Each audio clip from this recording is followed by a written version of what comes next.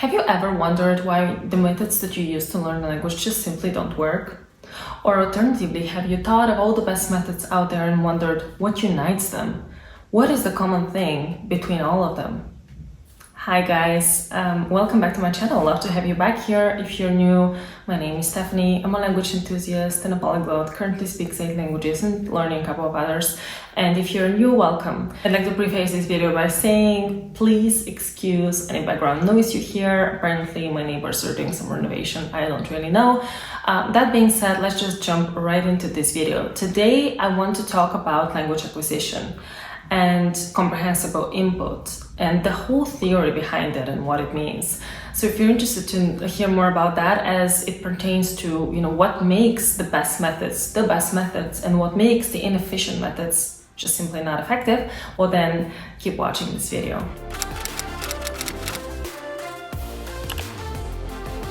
If you are a returning viewer, then you will already know that I am a huge believer in comprehensible input. And if you are new, let me give you a quick backstory. Before I started this YouTube channel, I barely had any contact with other polyglots and language learners. I was into language learning for a very, very long time. And I was into just studying languages by myself, and I loved doing it, and I didn't really know about the best theories, the best methods or anything like that. I kind of started to first learn languages by myself in high school. Before that, it would only be through school instruction.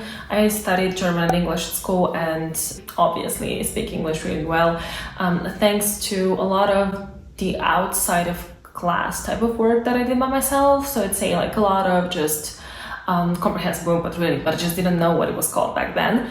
And also, I later had the opportunity to study at American universities, etc. My German is still not good, just simply because I haven't dedicated much time to it outside of the classroom, and I don't think that the classroom is ever enough. Now, the big difference between these two languages for me truly drives home the whole point of this video, but I'll elaborate upon that later. And later, when I started to study languages by myself, I started when I was 16, I believe. What I mean by that is besides English, right? Besides doing the work that I did for English outside of the classroom, my first foreign language that I ever started to study by myself was Spanish, and I was 16 at the time. And then after that, it was just kind of like a snowball effect, and I started to study more and more languages by myself.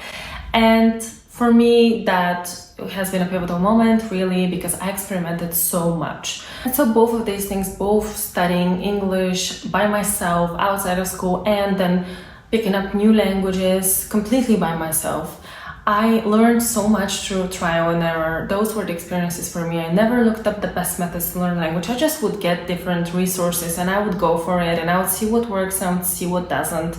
And so I arrived at this method to learn languages.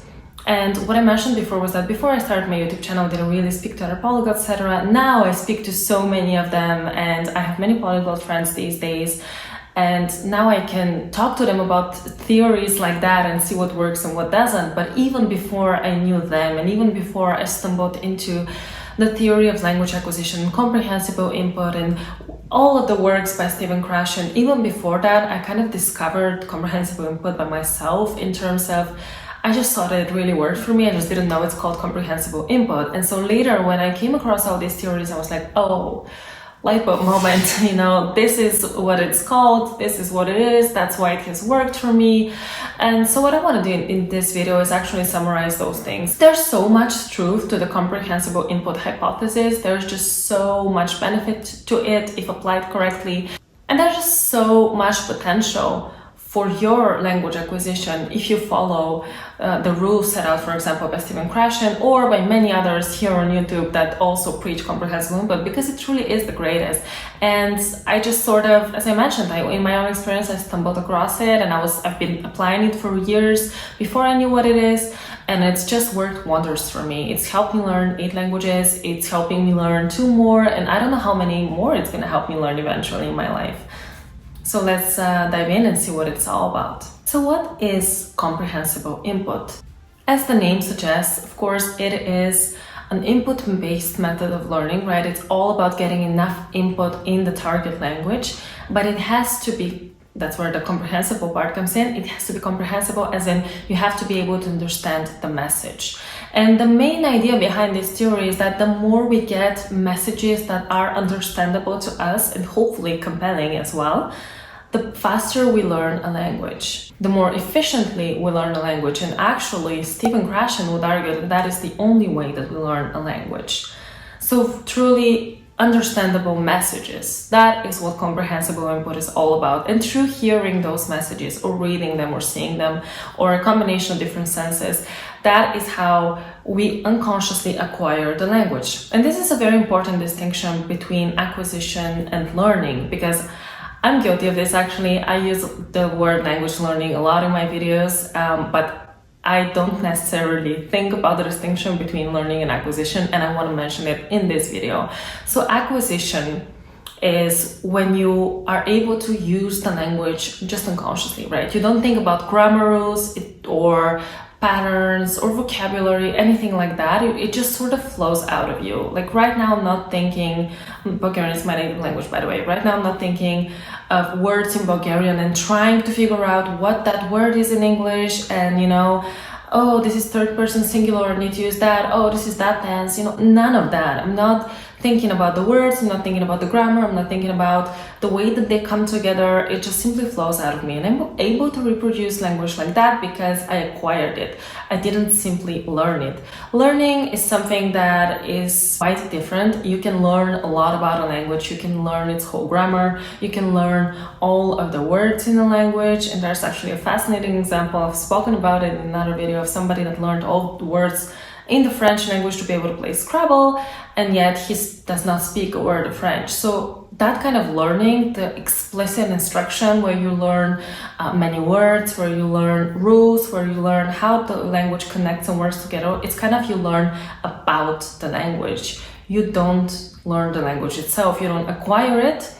You simply learn its rules, its structure, its words, etc. So there's a difference between the two, because acquisition is actually what will lead you to speak and understand the language, and then learning is what will just give you some knowledge and boost your general knowledge. Perhaps it's gonna give you, of course, you're gonna have some knowledge about that language, but not necessarily be able to understand it or speak in it, etc. So yes, I said I'm guilty, I use the word learning, but I don't mean it in that sense. But for the sake of this video, acquisition is going to be the way that we want to actually be able to acquire the language, whereas learning is something that is not necessarily going to lead to much language success. And so there have been actually quite a few academics that have researched this quite a lot.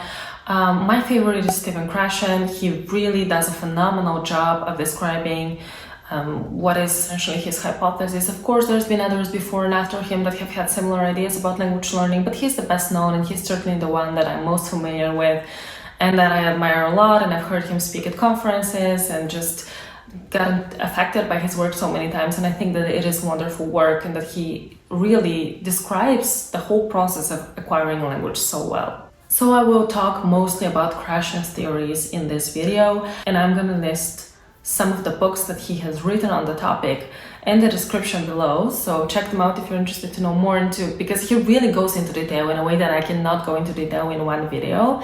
But I'm going to try to summarize his main points about comprehensible input and language acquisition, so that you may be prepared when devising your own language learning plans, methods, etc., so that you may use these principles to make sure that you crush it when acquiring a language. This seems like a very good place for a quick disclaimer, by the way. So you might have heard that I mentioned the word hypothesis several times. That's because this is what it's defined as, right?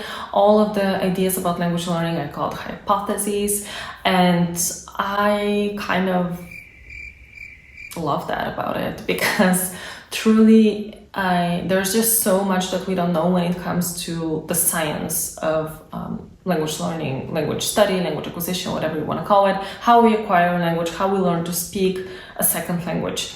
And there's just so many unknowns. Research has just such a long way to go. And it's just not as simple as some other scientific disciplines. Everything is a theory, nothing is certain. Even if you have quite a few studies that point to the same thing, it's never sure. It's just the nature of language acquisition is so challenging for scientists to cover. So everything is a theory, everything is a hypothesis. And this one by Stephen Krashen has actually been criticized by several academics, but I honestly just couldn't care less about that. And no, it's not because there's many other academics that have supported his theories. It has nothing to do with that, because yes, those people exist. There's many studies that actually support Krashen's theories. And then there's some people, some academics that actually want to disprove Krashen's theories. And the reason why I said I don't care is because I have seen it work. I've seen it work in my own language learning. I've seen it work as I get to know more and more polyglots, and they all rave about it. I've seen it work as a language coach whenever I had people learn languages, and I see just how much of a difference it makes. So when you see that something works in the real world, you don't really care whether that hypothesis will ever be proven or not. So a lot of the stuff that I will talk about this video, they are called hypotheses. For me, they're completely true because I've just seen them happen so many times.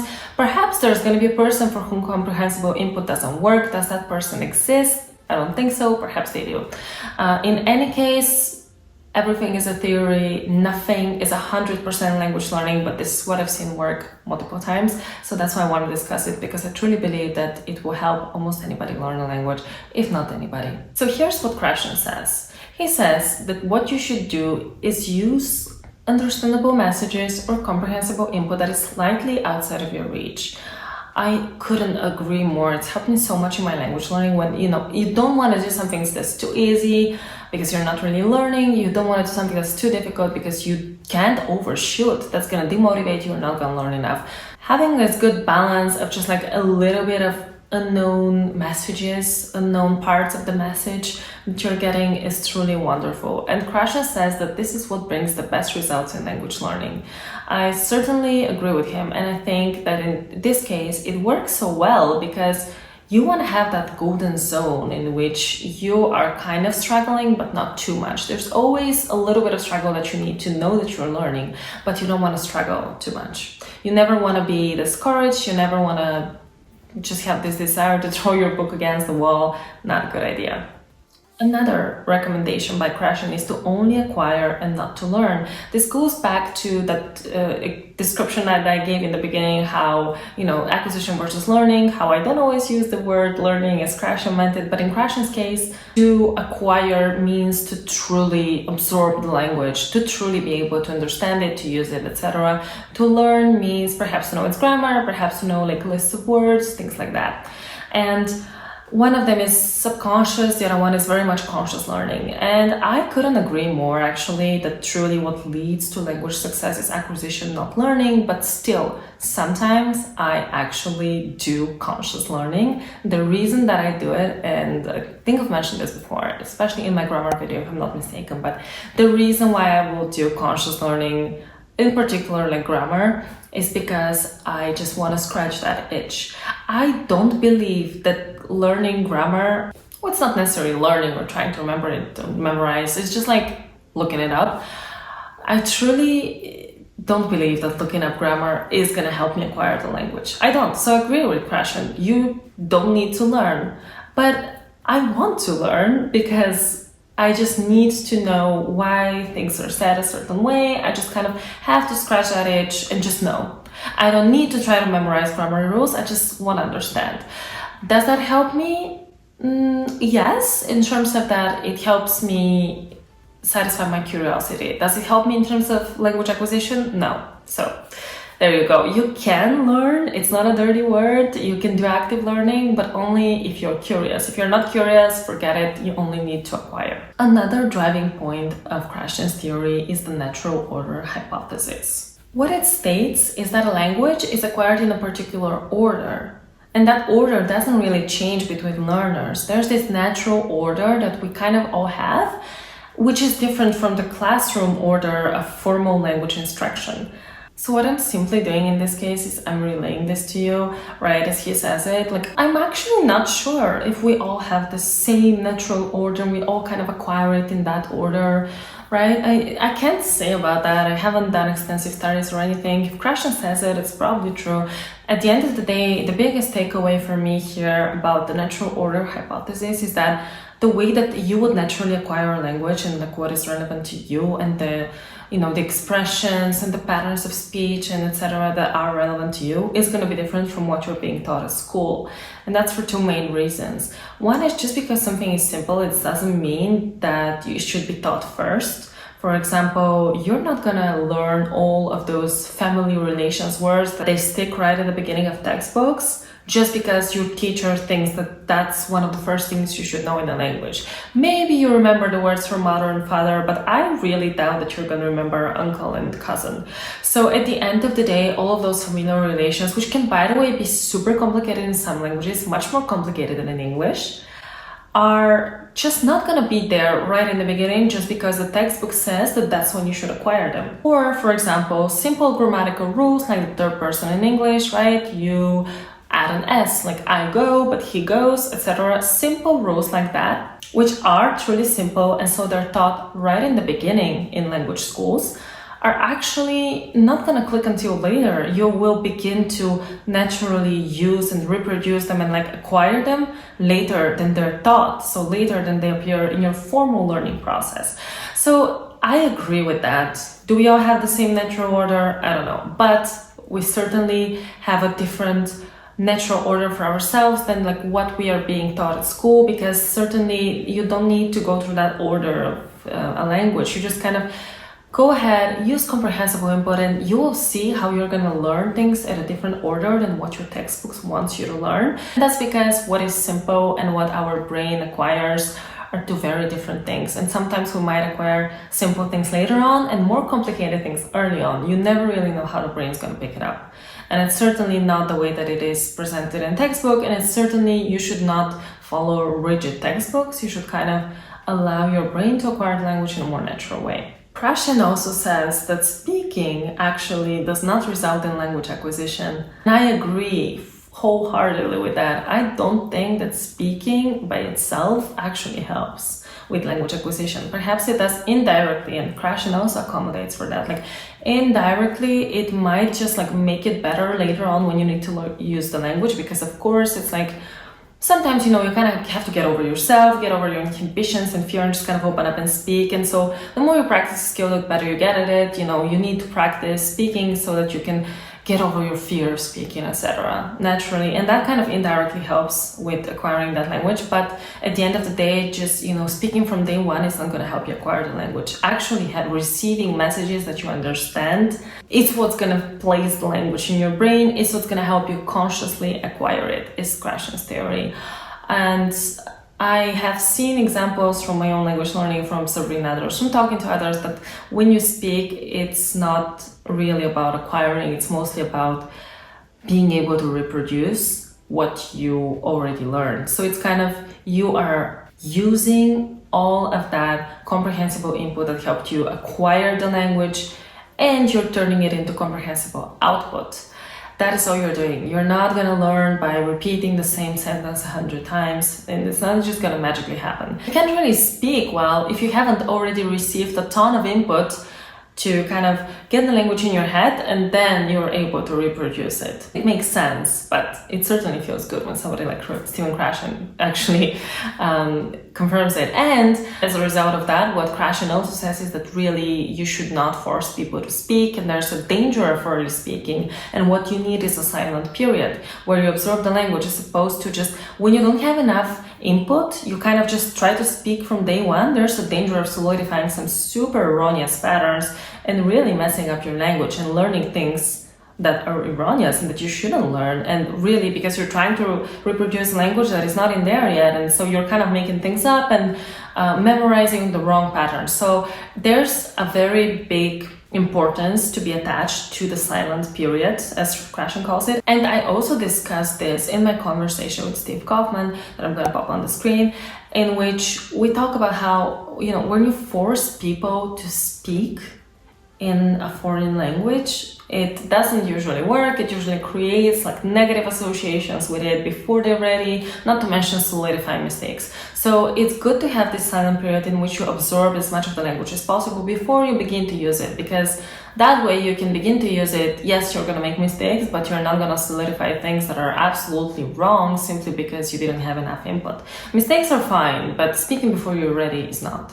Another reason why speaking before you're ready is not good is because it often puts up what Krashen calls the affective filter, which is basically when negative emotions and stress and disliking the language and stuff like that come into play, and that truly impedes your ability to learn the language. That actually goes way beyond languages. Whenever you're trying to pick up a new skill, learn something, acquire a skill, whatever, both for learning and for acquisition, if you are in a negative mood, of course, you're not going to learn as well. That's well documented for many, many types of learning. It does not apply simply to languages. And that is why it's a big deal to not learn a language that you absolutely hate. You know, sometimes we can't afford to pick the languages we learn. Sometimes we have to learn them for work, school, etc. But at the end of the day, it's very important to try to turn it around, even if you don't like the language. And I'm going to pop a video on the screen actually that talks about how to turn it around, how to learn a language you don't like. But either do that, turn it around, or pick a language that you already love, because if you are in a negative mood, learning, acquiring, etc. becomes super difficult. And I think that Krashen is straight on point. Another important point that Krashen advocates is meaning over form, which is again simply comprehensible input, meaning meaningful messages over form, as in we care about messages that we understand, we don't care about the form of them, right? Like what grammar rules do we see in them, like how does that word change in the sentence, etc. Don't think about the form of what you're learning, don't think about, you know, how does that adjective change, just simply struggle in a good way to understand the message. Krashen also talks about compelling input and how important it is when you're remember in one of his talks he was saying, you know, when you're just like enjoying the conversation so much that you forget what language you're having in, that's when you know you're doing it correctly. And I think that that's great. It's a very good point. In addition to input being comprehensible, that is understandable, it should also be compelling. If you're able to have input that is both compelling and comprehensible, that's amazing. Obviously, in the very beginning of a language, very little is compelling, so you should only aim for comprehensible then, but the more you progress within the language, the more you should look for things that are very interesting to you so that you can have compelling, comprehensible input. That's the golden zone. He has a ton of research on it, but truly, even if he didn't, you know, I've experienced it so much. Like the more compelling something is, the more I learn. And I've seen it in other language learners as well, and I can definitely vouch for this. And one more thing that he says, and I'm gonna close out on this note, is that adults can do it too. And comprehensible input is how children acquire language, and it is also how adults can acquire language. According to Krashen, there's no such thing as, you know, only kids can be good language learners, etc. His theory is really that as long as we have comprehensible input, we can all learn. And the reason why children learn much better than adults is often simply because they have tons and tons of comprehensible input, they have tons and tons of compelling reasons to learn the language, whereas as adults, perhaps sometimes we're not clear on our why, and perhaps sometimes we fall into the wrong methods applied in, for example, by certain teachers, definitely not all, as opposed to simply using comprehensible input. A lot of the times, adults are worse than children in language acquisition, not because of their age, but simply because they don't do comprehensible input, they don't do acquisition. What they do is learning of structures and grammar and vocabulary, etc. So I really want to close on that note, because I do think that it's a wonderful message to share, that, you know, age doesn't really matter in language learning. And if you want to learn a new language, do not worry, you don't have to invent a time machine and go back to the time you were 5. So that is all for today. Thank you so much for watching. Please let me know in the comments what you thought of this video. Also, if there were any other points from Krashen's works that I missed that you think should be highlighted. Of course, I cannot cover it all in a video. He's so prolific. Or also, if you want to highlight other researchers on the same topics that talk about language acquisition, to talk about comprehensible input, so let me know your thoughts. As always, please like this video if you enjoyed it, subscribe to my channel and ring the bell for notifications. That truly helps my channel and me as a creator. So thank you so much in advance. And I'll see you here next Wednesday with a new video. Until then, I wish you a wonderful week and I hope to connect with you down in the comments. I'll see you soon. Bye for now.